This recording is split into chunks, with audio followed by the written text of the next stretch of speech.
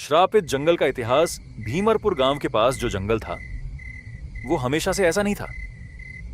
50 साल पहले वहीं एक आदमी रहता था, नाम था कालिया। लोग कहते थे वो तंत्र मंत्र करता था, आत्माओं से बात करता था और काले जादू में माहिर था। एक दिन गांव वालों ने उसे पकड़ लिया और उसी जंगल के बीच जिंदा जला दिया। मरते वक्त उसने चीख कर कहा, मैं लौटूंगा और तुम सबको अपने साथ ले जाऊंगा।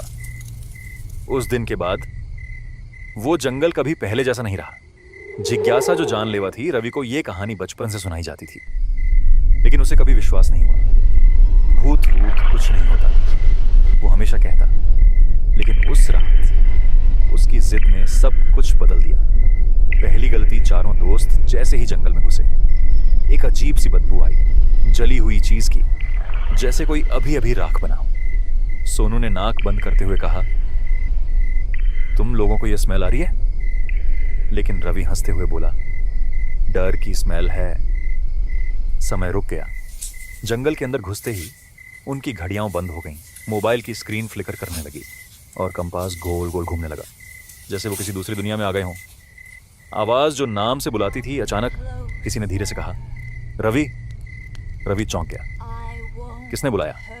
लेकिन कोई जवाब नहीं। फिर वही आवाज, इस बार और करीब, रवि पीछे देखो। पहली झलक रवि ने धीरे से पीछे मुड़कर देखा और उसका खून जम गया। एक औरत, पूरी जली हुई, आंखों की जगह सिर्फ काले गड्ढे। वो उसे घूर रही थी और फिर एक सेकंड में गायब। डर का फैलना अब चारों दोस्त समझ चुके थे। ये कोई मजाक नहीं है, लेकिन अब देर हो चुकी थी। जंगल का हर पेड़ जैसे उन्हें घूर रहा था, हर छाया जैसे हिल रही थी बिना वजह। जमीन के नीचे क्या है? चलते चलते अचानक सोनू का पैर धंस गया। वो गिर पड़ा। जब उन्होंने उसे उठाया, नीचे जमीन नहीं थी बल्कि कब्रें थीं।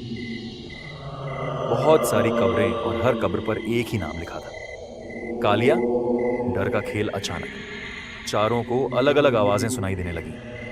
रवि को उसकी मां की आवाज, अजय को उसके भाई की, सोनू को उसकी गर्लफ्रेंड की हर आवाज कह रही थी, इधर। दूसरा गायब अजय उस आवाज के पीछे चला गया।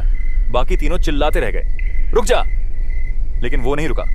और फिर उसकी चीख आई, एक लंबी दर्द भरी चीख। असली खेल शुरू अब जंगल खेल रहा था।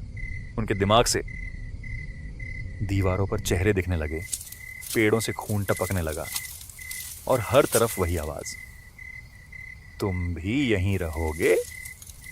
कालिया का आगमन अचानक, हवा रुक गई।